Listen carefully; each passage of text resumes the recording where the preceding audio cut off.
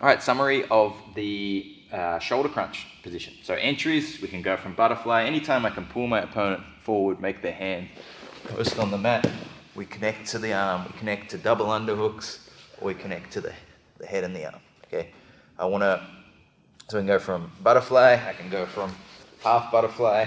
There's different ways we've got of making our opponent post and come forward. All right. Like so. We can even go from close guard, right? If we're able to connect the head and the arm, hip out a bit, get our hook, and then stretch to the other side, like this. Once we get this grip, we've got to stay as tight as possible. If you're losing it now, you're going to start looking for the cutting arm bar. If you're on the other side, you're going to start looking for the choi bar. If you've managed to stay tight and actually sit up, and we stretch, we try to step on our opponent's thighs here. Main thing to go for first, just go for the shoulder crunch. It's so low risk, and it sets up all our follow-up options. So if you can bring the arm up a bit, stretch them out, you can finish that. If he drives into you, then we take them away. Butterfly sweep. If I'm losing the shoulder here, then I can try and put my knee next to the head, cutting arm bar. If he's posting on the mat, especially with the head and the arm, we can go triangle. If he rolls out, then I go for the arm bar here. And if he stands up at all, right, we can scoop under, get to a leg entanglement. All right, looking at the shoulder crunch. So here's a reasonably common entry. I say half butterfly in the thing, but you can also do it from just half guard as well. This is a 2-on-1. Make them post, get the underhook. Okay, so basically anytime you get an underhook, you're underneath the shoulder, so you can try to attach to the shoulder crunch. I've got double underhooks here.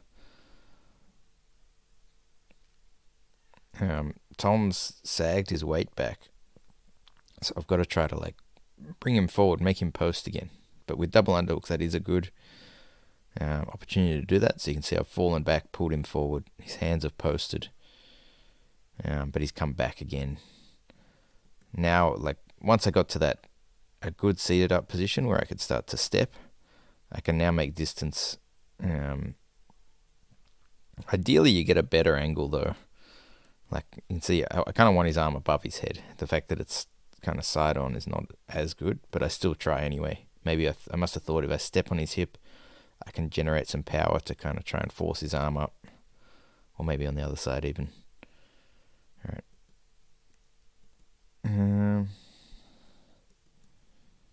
That one didn't work. Okay, so what happened? This is a good one to study. It's always good to look at ones that didn't work. So it looks like I changed grips. I've got the head here. I fall to probably one of the main issues, I've fallen to my side I'd rather not be on my left side. Yeah, you can see I go on my left hip a little bit, so the same side as the arm. Usually it is hard to finish from there. I think that's why I must have started to get quite loose on the arm, and I've tried to go for just the cutting arm bar, that late style cutting arm bar. You can see his hands actually come across the other side of my body, so I lost it off the head in doing so.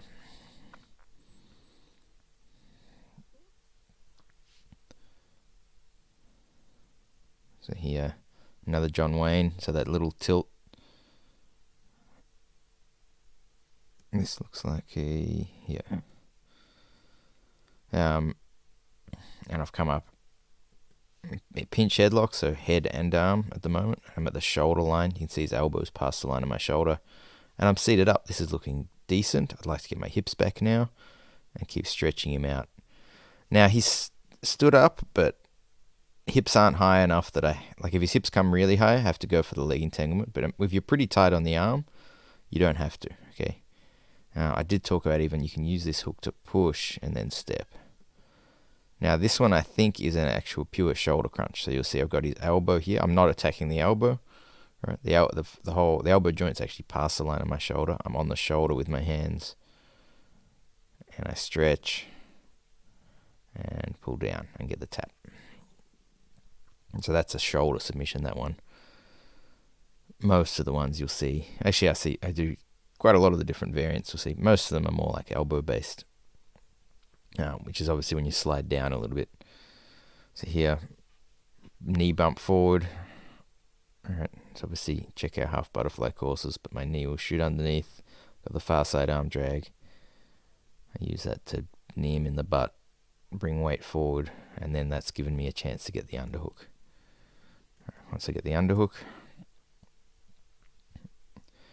Victor sort of started to fall. So, I mean, that's good for sweeping, but bad for getting deep on the shoulder. But the fact that he came back up actually allows me to probably adjust my grip. Now I've climbed my arm a bit higher on the shoulder. So it's looking a bit better now. Alright, now I've got to work my legs in position. So stretching away, working to step on the hip. Yep, okay. And there we are. Now, in this case, Victor started to roll before, like even as I did my grip change, he's ducked his head out. So I didn't even have to, like basically you should be, ideally I'm tighter on his head, like pulling his face on my chest, that he can't just duck his head out like that. But in this case he did.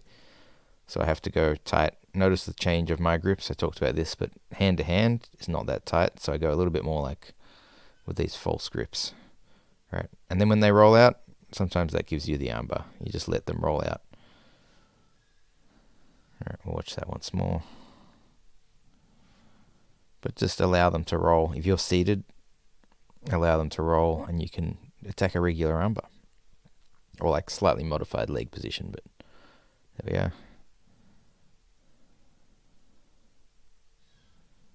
And we get the arm.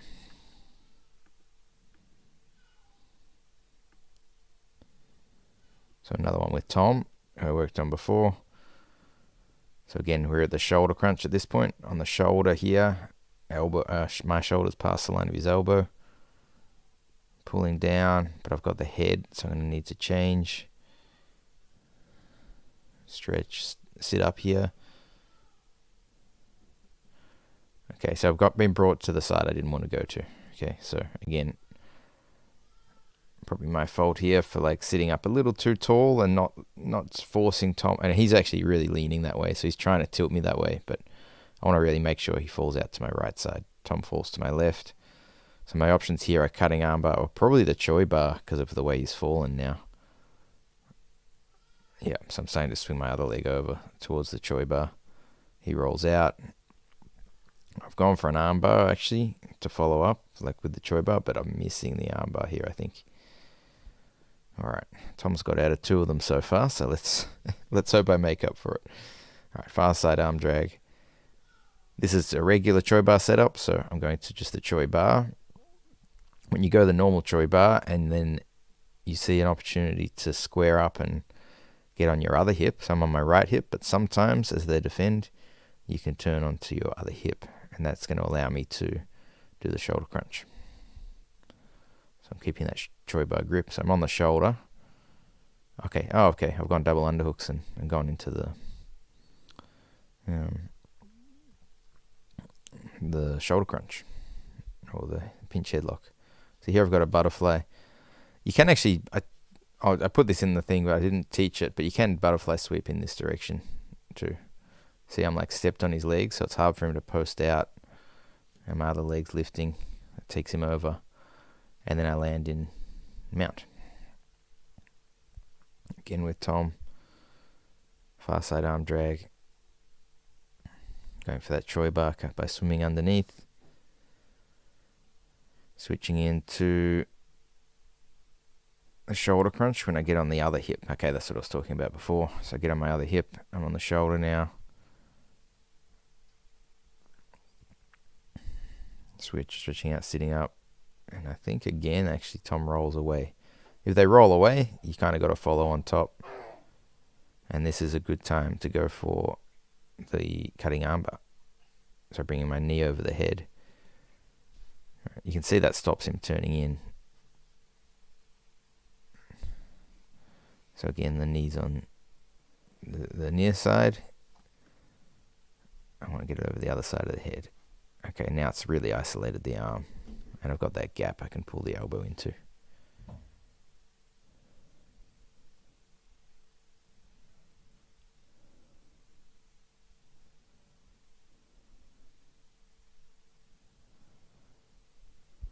So again, this is to be honest here, I think because I was just trying to work Choi bars, I think, in this. But this is not a good place. This is not a good place to go for a Choi bar because my knee line's actually cleared, but I'm just going for it anyway. And I'm going to have to get my right knee back. Here I managed to get my knee free from the Choi bar and half butterfly, so I managed to get my right knee out, extend and get onto my other hip. If you can get onto your other hip, it becomes a shoulder crunch.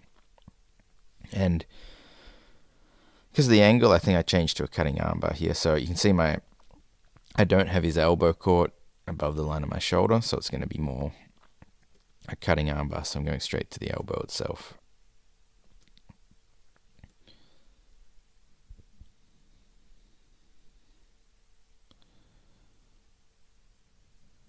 Half butterfly hook, knee bump, get the underhook, stretch. Actually, I didn't really talk about this much, but if you can stretch both feet out, it's usually really nice. So, like this, okay? If you can stretch both knees away from their chest and kind of like just stay on the thighs so that they can't put their knees back underneath. You kind of want to step on their thighs, just stop them building their base back up. They stay kind of sprawled out. Now, obviously, I didn't manage to keep that, but that's where I'm aiming, okay? So again, kicked out. I've blocked this leg. It looks like I'm about to go for the butterfly sweep. All right. It's actually not the best. I think I get the butterfly sweep here, but not as good positioning as I'd like. I was starting to fall down on the arm here. Okay, see, I'm not really on the shoulder, so my right arm doesn't have any purchase on the neck. It's actually probably just the fact that I kicked the leg out very well here. If you watch that tended to take him over. But the upper body position was not that good. I mean, I'm still just connected to his neck, but and you can see obviously in this case because it worked. His hand wasn't able to post on the mat. All right. But that wasn't as clean as you could have it in terms of when to set it up. All right, underhook, pinch headlock. Then you got to try to clear your head. No, missed that. So that's an example of when it doesn't always work. What happened here? The hand got in front of my head. Okay, did I ever beat that? Let me just see.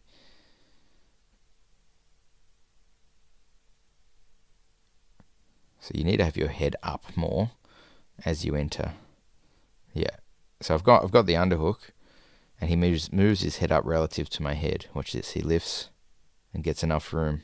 So I need to keep my head higher and tighter to stop that, because it is hard once that's there. I talk about trying to go to close guard if that happens, which is a decent option. Well, that's a last ditch option. Otherwise, this happens and they get out.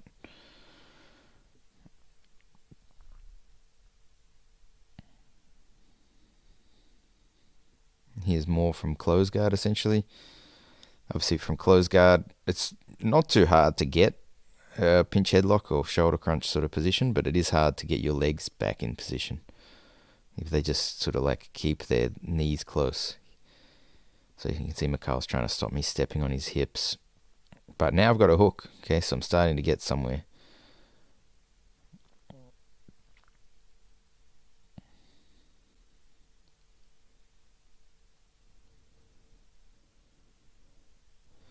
And just a regular style butterfly sweep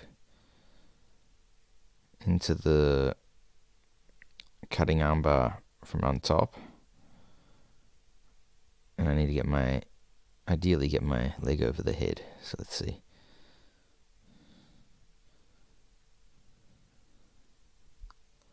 You see my shins pinning the arm. This is really important. And I'm trying to not let him push me into half guard. So keeping my foot a bit too high for the legs to trap it. And you got to be a little bit patient. I'm trying to find the right angle and the right timing. So I'm going to change. I've tried to change my other foot over the top. We'll see if I do. Oh no, okay, I've now got my knee over the head, and that got the finish. This one, I think I probably don't have it here. There's quite a bit of footage of me not getting these to work on Ollie as well. So you might only see the ones that did. But so that was like pretty late stage close guard, just switching to the cutting armbar because I was so low on the shoulder.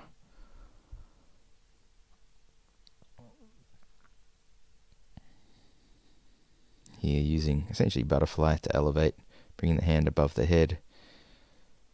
Got the underhook, double underhooks now. And Raptor's stepped up on that other leg. So I'm trying to sweep. Yep, nice. Okay, so we'll have a look at that one again.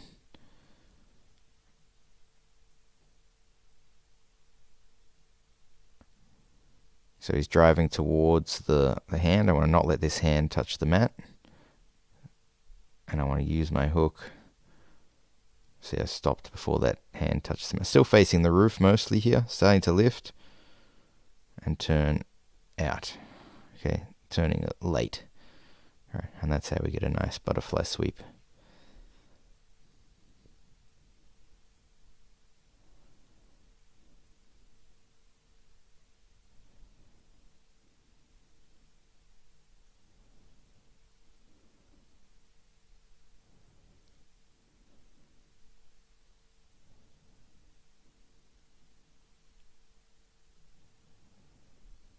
Good shoulder crunch positioning here, stretching, sitting up.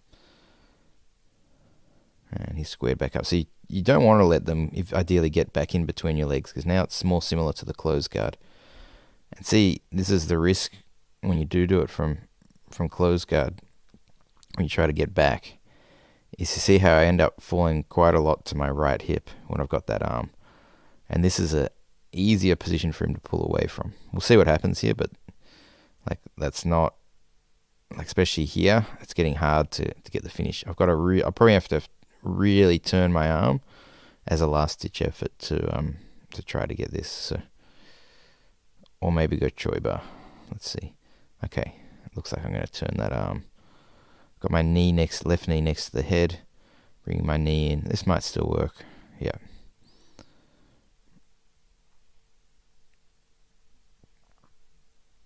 Again with Ollie, starting with the pinch headlock, but in close guard.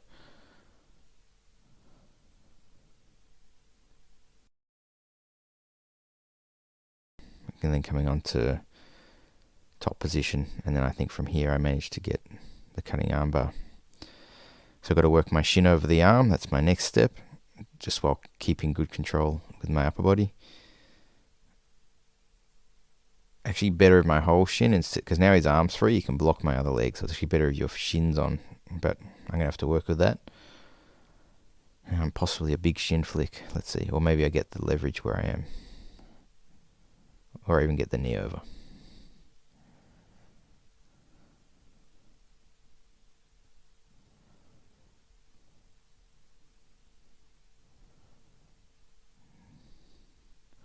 Double underhooks, connecting the hands. He stepped up, so I might go to single leg X here. Just especially because the hands started to come in front of my head. I'm probably unlikely to get a good shoulder crunch worth kicking my leg through and taking the leg entanglement. This might be another example of the same thing. Going for the arm. It's actually very loose on the arm, but managed to bail onto the leg.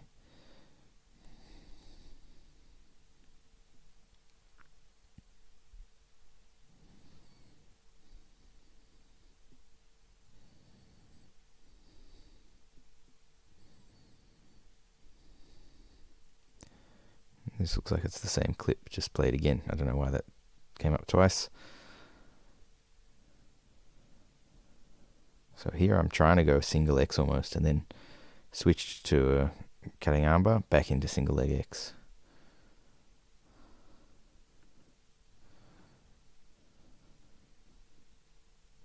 Okay, here's an example of the triangle, so worth seeing. It's usually when you've stepped on the hip, so my left foot's on the hip, and his arm came back. Let's look at that in slow-mo. So he started trying to fight my leg with his hand, and I was in a good enough position to take my leg back and over the top. Alright, a few more examples. Last one, I think, maybe. Alright, so off a takedown, brought Steve's weight forward, got a good shoulder crunch, so I'm on the shoulder, his elbow's past the line of my arm, so I'm deep. This just gives you more options, right? So if you start deep, you can go back to the cutting armbar if you need to. So it's just better, right? But you can also sweep better from here with the butterfly sweep, or attack the shoulder crunch. So we always want this deeper grip, and then if we need to, we start moving down the arm. Alright, and here, and you'll see it like as he pulls, it gets stuck still. So I've got enough pressure on there, and I step on him here so he can't take me to my bad side. So he's forced to roll, and then I come in on the armbar. I think I still managed to get this, but even though I basically lost the armbar, but swing back over and take it again.